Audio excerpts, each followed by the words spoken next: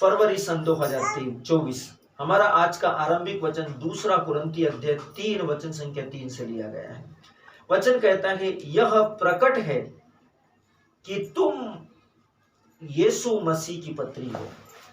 यह बिल्कुल साफ है कि तुम प्रभु यीशु मसीह की पत्री हो, जिसको हमने सेवकों के समान लिखा है, और जो स्याही से नहीं परंतु जीवित परमेश्वर की आत्मा से पत्थरों की पट्टियों पर नहीं परंतु हृदय की मांस रूपी पट्टियों पर लिखी गई है। ये विश्वास के अनुभव है, टेस्टमनियां, गवाहियां, विश्वास के अनुभव है, जो कहाँ लिखी गई? पत्थरों पर नहीं लिखी गई। जैसे मूसा को परमेश्वर ने आग से पत्थर पर लिख के दिया था, नहीं, आप ये कहाँ लिखी गई है? हृदय पर। क्या परमेश्वर ने मूसा को दर्शन नहीं दिया था? मेरे वचन को अपने माथे पर, मतलब अपने बुद्धि में, मेरे वचन को अपने मुंह में, मेरे वचन को अपने गले में अर्थात अपने कंठ में, और मेरे वचन को अपने सीने पे अर्थात अपने हृदय में बसा ले। मेरे हृदय को अपने बाजूबंद के रूप में बांध ले, मतलब मेरे वचन की ये तलवार, आत्मा की तलवार, बाइबल को अपने हाथ में धर ले। ये विश्वास की ढाल है। ये आत्मा के अस्त्र और शस्त्र परमेश्वर ये पुराने विधान में भी बता चुका है, लेकिन आपको पवित्र आत्मा जब तक नहीं मिलता आप समझ नहीं पाएंगे। और यहाँ परमेश्वर आपको यही समझा रहा है कि यह प्रकट है, यह पूर्ण रूप से ये डिक्लेयर कर दिया गया है कि तुम मसीह की पत्री हो, जिसको हम सेवकों के समान जिसको हम सेवकों के समान लिखा, और जो स्याही से नहीं परंतु जीवित परमेश्वर की आत्मा से, परंतु पत्थर की पट्टियों पर नहीं परंतु हृदय के मांस रूपी पट्टियों पर लिखा गया है। 2 कुरिन्थी अध्याय 3 वचन संख्या 3। वचन का शीर्षक है, एक राज्य जो वचन के द्वारा चलता है। यदि ये शीर्षक आपको समझ में आ गया तो ये बात समझना आपके लिए कोई मुश्किल नहीं है कि तुम ईश्वर के राज्य और उसकी सत्यनिष्ठा की खोज करो और बाकी चीजें तुम्हें यूं ही मिल जाएंगी। एक राज्य जो वचनों के द्वारा चलता है। यदि आप वचनों की खोज करते हैं तो आपके पास में राज्य में क्या क्या होना चाहिए, तो सब कुछ आपके पास में अवेलेबल कर दिया जाएगा, क्योंकि आप क्या है? हेडक्वार्टर। परमेश्वर आप में चलता है, परमेश्वर आपके द्वारा काम करता है, और उसका वचन आपके हृदय के ऊपर, आपके कलेजे के ऊपर, आपके सीने के ऊपर लिखा हुआ है। आप उसका जिंदा शिला है जिस पर उसका वचन लिखा हुआ है। आप परमेश्वर के पत्री हैं। अब आप अपने आप को पत्री मानने से इनकार नहीं कर सकते। उसका जिंदा शिला है जिस पे आपने वचन को पढ़ा, वो कहाँ आया? आपके हृदय पर याद हो गया, आपके हृदय पर आप रट गया, आपके हृदय के अंदर है। जब मुसीबत आएगी, तकलीफ आएगी, तब कहाँ से प्रार्थना निकलेगी? हृदय से। तो आप उसकी जिंदी पत्री है जिसके ऊपर वो छपा हुआ है वचन। परमेश्वर आपको यही समझा रहा है। अपने आप को समझिए, अपने महत्व को जानिए।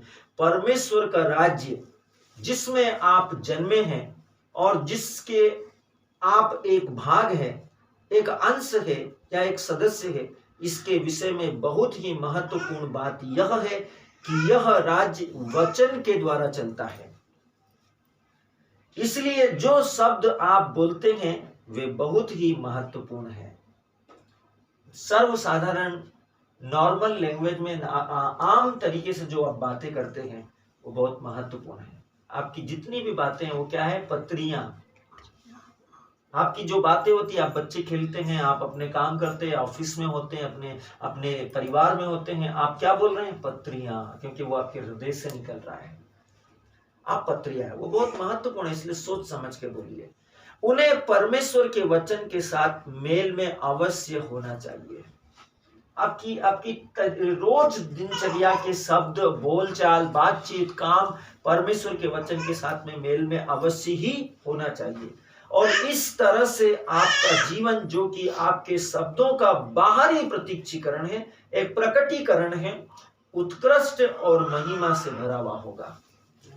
उसके अंदर ऐसी अनोखी सामर्थ होगी कि लोग आश्चर्यचकित हो जाएंगे आपको सुनने के लिए। आपको समय देंगे, सारे समय में से, महत्वपूर्ण समय में से समय को निकाल कर, क्योंकि आपको परमेश्वर ने उत्कृष्ट और महिमा से भर दिया है। आमीन। हमें पवित्र शास्त्र में परमेश्वर के वचन के ज्ञान से भरने की सलाह दी गई है। बाइबल कहती है कि समस्त संसार परमेश्वर के ज्ञान से ऐसा भरा हुआ है जैसे समुद्र जल से। तो हमको परमेश्वर के वचन के ज्ञान से भरने की सलाह दी गई है, क्योंकि उसकी प्रचुरता, जो वचन की जो प्रचुरता है, उसकी जो सप्लाई है, हमारे शब्द से बाहर, हमारे शब्द के द्वारा बाहर आएंगे। आपके दिमाग में यदि वचन भरा हुआ है तो जब आपके शब्द निकलेंगे तो क्या आएगी? वचनों की महिमा की प्रचुरता। इनडायरेक्टली आपके जो शब्द हैं वो स्वर्ग से, जैसे परमेश्वर ने कहा आकाश हो जा और वो हो गया, वैसे ही जब आप बोलेंगे तो वो चीजें हो जाएगी। आमीन। क्योंकि आप हेडक्वार्टर है, आप परमेश्वर का मंदिर, आप उसको लेकर चल रहे हैं और आपके वह शब्द जो है वो वचन से मेल में है। आप जीवित ईश्वर की उपस्थिति में है। आप अपनी ओर से कुछ नहीं बोल रहे, जो कुछ पवित्र आत्मा बोल रहा है वही आप बोल रहे हैं। जो कुछ परमेश्वर से आप सुन रहे हैं, आपकी आत्मा सुन रही है, वही आप बोल रहे हैं। और जो आप बोल रहे हैं वो क्या है? वो महिमा से और उत्कृष्टता से भरा हुआ है। परमेश्वर का वचन कहता है, याद रखो कि नीति वचन की पुस्तक अध्याय 6 वचन संख्या 2 में बाइबल कहती है, तो तू अपने ही मुंह के वचनों में फंसा और अपने ही मुंह के वचनों की बातों से पकड़ाया गया।